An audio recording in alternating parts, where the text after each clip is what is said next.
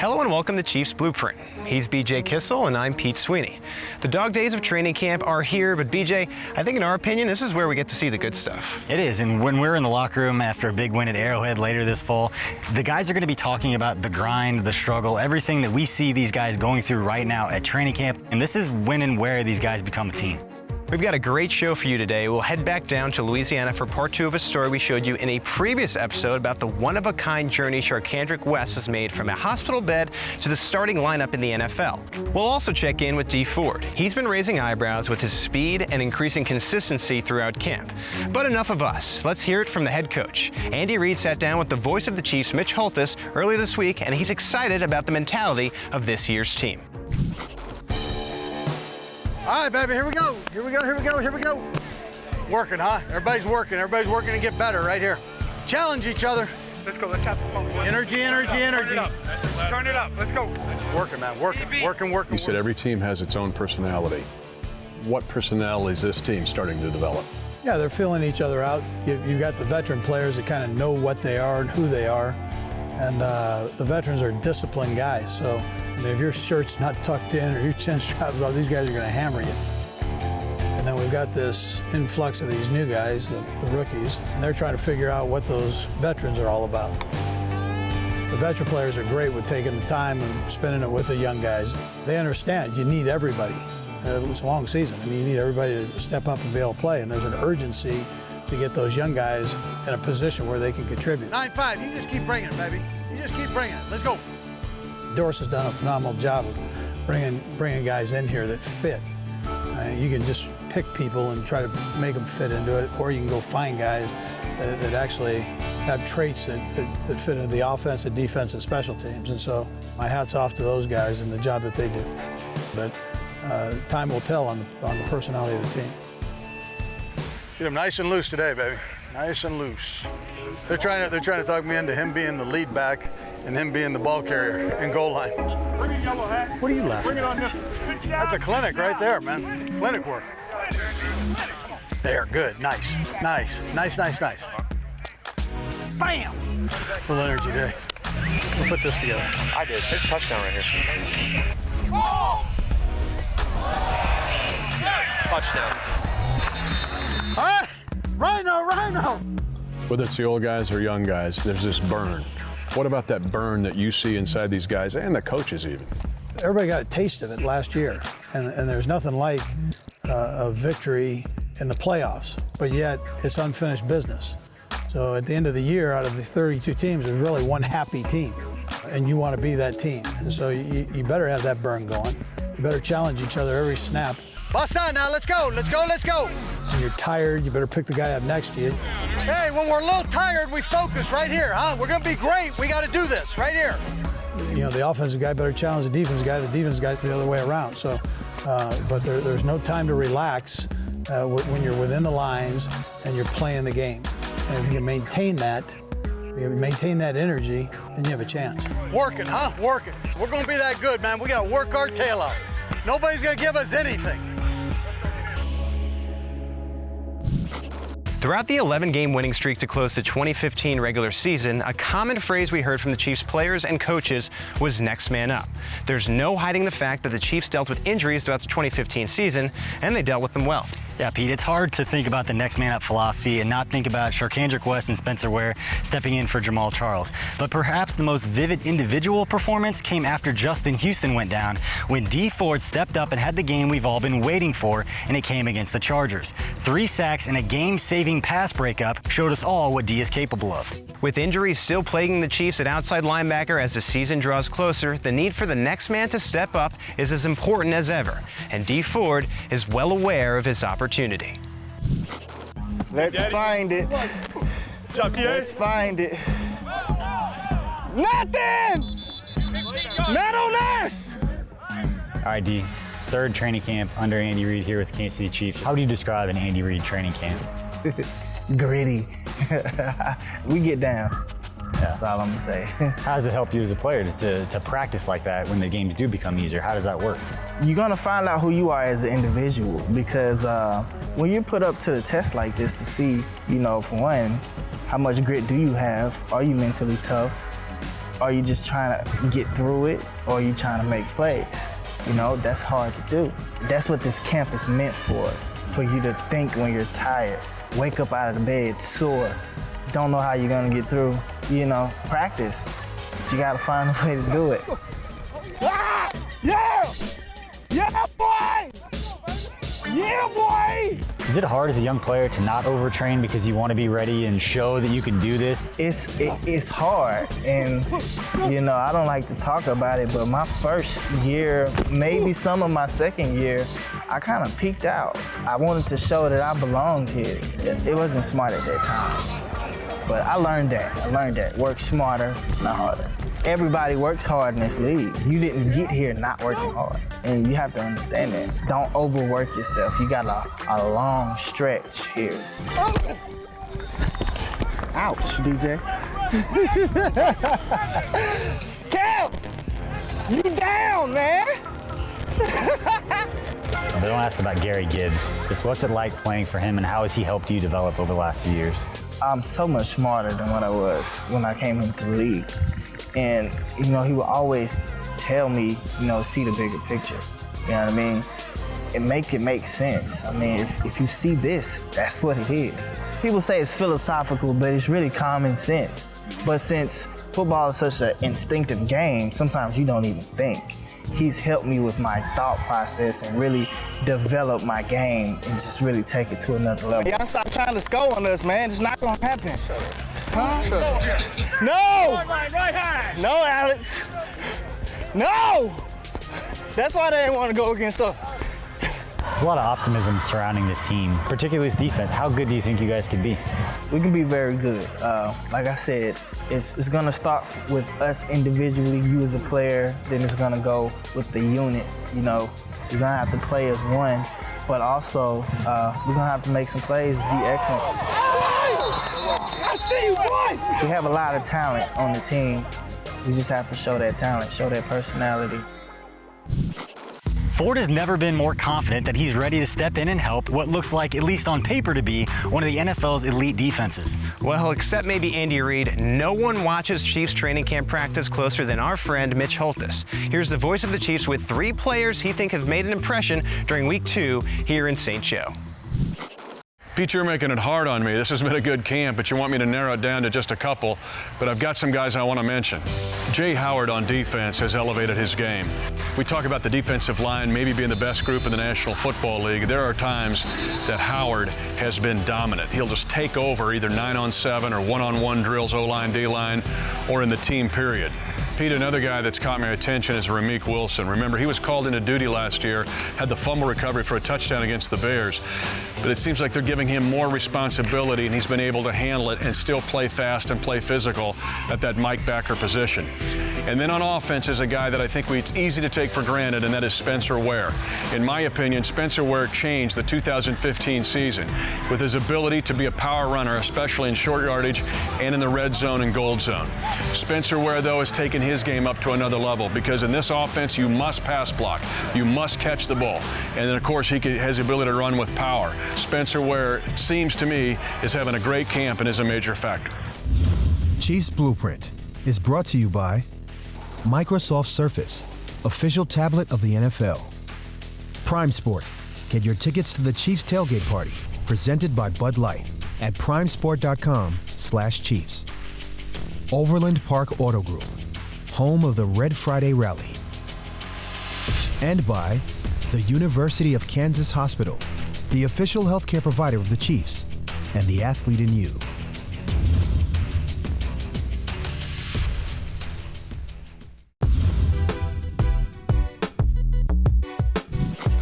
Welcome back to the show.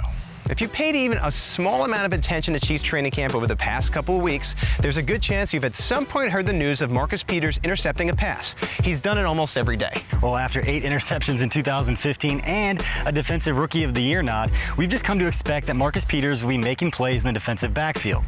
But it's easy to forget that at one point, Peters was seen by many as a gamble, a virtual unknown that had question marks. Last couple seasons at Washington, suspended for a little while for a bowl game. I think he missed the first talent. Now, he was kicked off the University of Washington football team on November 6th. I think he's the best corner in the draft. but he had the off-the-field issues, so you can't claim he's the best corner. But from a physical... When they drafted him, I thought that they really got to steal the draft, at least in the first round. I knew the character issues weren't as big as people thought they were. He conducted himself not like a rookie. He jumped in from the get-go. It was like he was this 28-year-old veteran that had been playing for 6 years, right? You saw a guy that had a quiet intensity about him. He wasn't rude, he wasn't disrespectful, but he was a guy that was sure of himself, that believed in himself and believed that he belonged here in the NFL.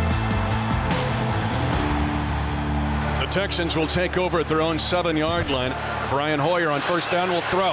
Pass near side, intercepted by Marcus Peters at the 14-yard line. And the Chiefs' first-round draft pick takes no time to make his presence felt. Against the Texans, I mean, he gets that first big play, kind of announced himself to the league. They don't know what to do, man. And people were wondering, well, is that going to keep up? And it did. Quick throw right side, it's intercepted. Left side, it's picked up by Peters. He's going to the promised land. I mean, he's a ball hawk. He's a playmaker. He's one of those guys that's always around the ball. That's why there are so many passes defense. That's why there are so many pass breakups, so many interceptions, so many near interceptions. He's always around the play. Hey, great communication on the last one, too. He's a guy that you could tell looked at tape, you could tell watched the game film, and he was an individual that just had that instinct that he could see that crossing route coming and knew when to jump it and the time to jump it. You know, I think a lot of defensive coordinators will tell you that it doesn't matter how fast you are if you are going in the wrong direction. Now, he made some mistakes, but as you saw him progress, you could tell that he was a guy who, more so than anything else, he wanted the ball. Under pressure, floats a pass. It's going to be intercepted by Peters. Here's the throw picked off Marcus Peters. And the pass is intercepted. Intercepted by Marcus Peters. That ties a Kansas City Chiefs rookie record. When the ball's in the air, he's trying to make a play on it. Not just knock it down, but to get his hands on it and go the other way with it. He's not a cover corner. He's not Champ Bailey. He's much more Deion Sanders. He's a guy who wants the ball in his hands. Not just with the 8 interceptions tying for the league lead, but all those interception return yards, 280 yards I think it was. That's closing in on an NFL record, all-time high. To me, it's one of the best rookie seasons ever. Most players who are rookies make their biggest leap in terms of talent between their first and their second year. So I'm really curious to see if teams will continue to attack him. He'll continue to be aggressive like that because I think that all the pieces are there for him to have a long, productive career in the NFL. When we return on Chiefs Blueprint. He didn't just wake up and get to the NFL. He's had to work and earn everything he's got. I know I'm myself, and I know other people always said he could make it if he ever got the right opportunity. And he's made the most of the opportunities that he's had.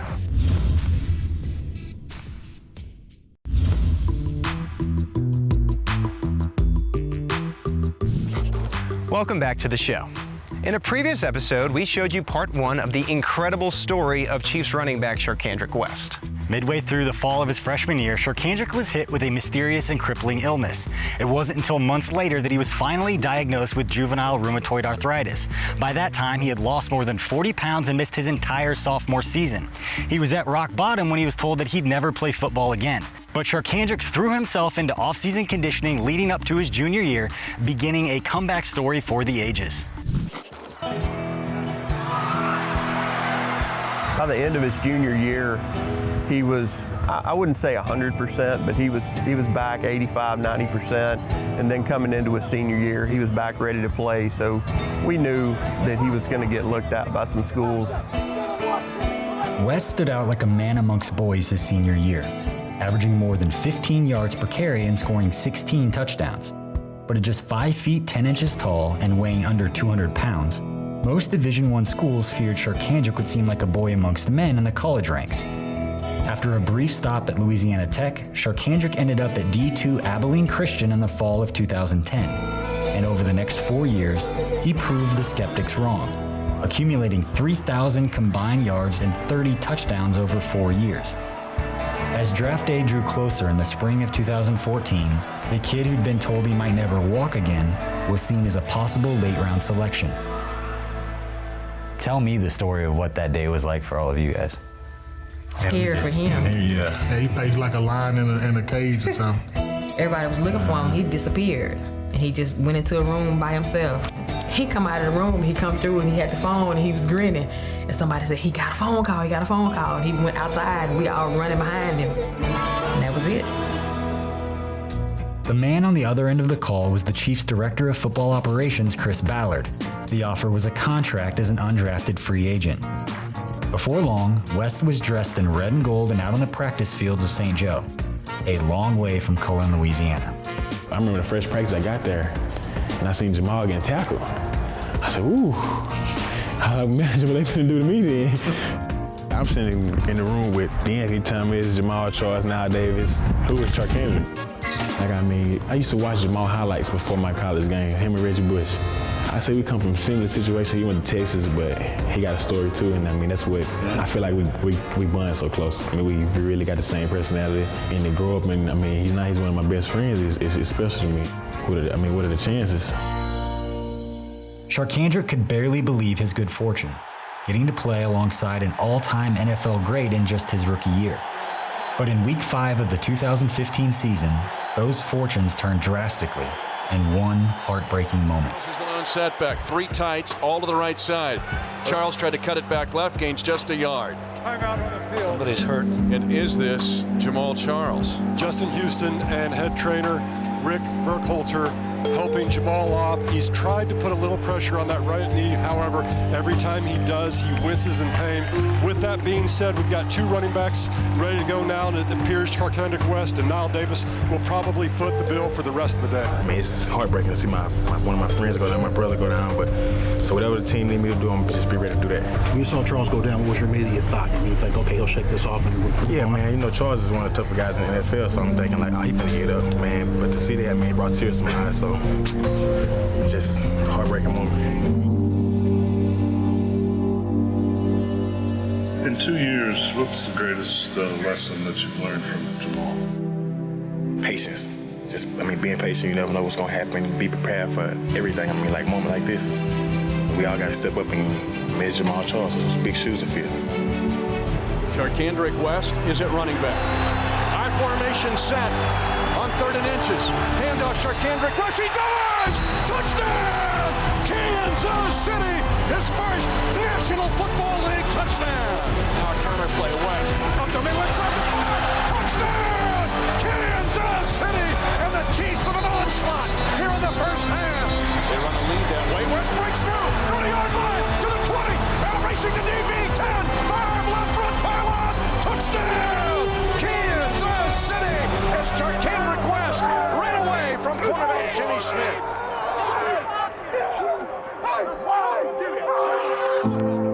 Like I said, it hadn't been a moment I was like, man, I haven't had time to just sit down and think about like, God, at 24 years old, signing my first really contract, it's crazy to me. Like from just, it's like I was just graduating high school. I mean, in college, laying in a dorm. If you meet Charkandrick West, the first thing you'll notice is his smile. It's infectious and seemingly ever-present. After all he's been through, he takes nothing for granted and seems to enjoy playing football more than just about anyone on the field. It's why he's come this far, why he'll never forget where he's from, and why there's no limit to how far he'll go. What does it mean to you, somebody who's known him since literally he was a kid, to see him in the position of where he's at right now? He didn't just wake up and get to the NFL. He's had to work and earn everything he's got. I know I'm myself, and I know other people always said he could make it if he ever got the right opportunity, and he's made the most of the opportunities that he's had. I always wanted to be, on the TV, you just wanted to be, like from here you got people like, man, that's smooth. Come from here, that's what makes this whole journey so special. Like, that's the first thing EB always say is enjoy the journey. So I'm enjoying it.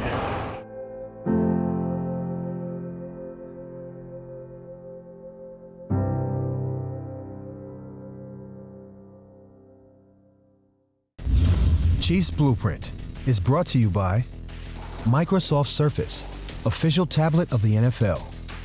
Prime Sport. Get your tickets to the Chiefs tailgate party, presented by Bud Light at primesport.com/Chiefs. Overland Park Auto Group, home of the Red Friday Rally. And by the University of Kansas Hospital, the official healthcare provider of the Chiefs, and the athlete in you.